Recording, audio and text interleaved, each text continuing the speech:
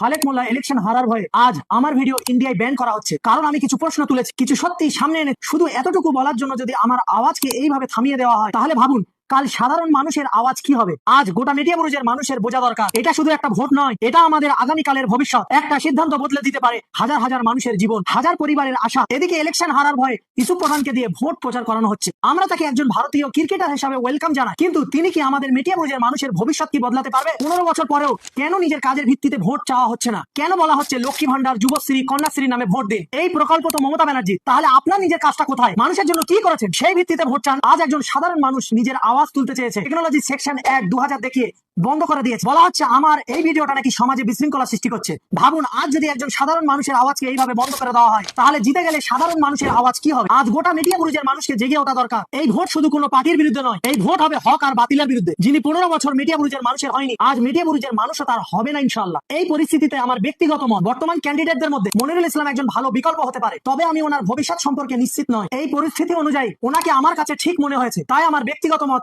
আপনাদের সাথে শেয়ার করলাম। তাই আসুন আমরা সচেতন ভাবে সিদ্ধান্ত নিই, তাই মেটিয়াবুরুজের ভবিষ্যতের জন্য সঠিক মানুষকে বেছে নিই।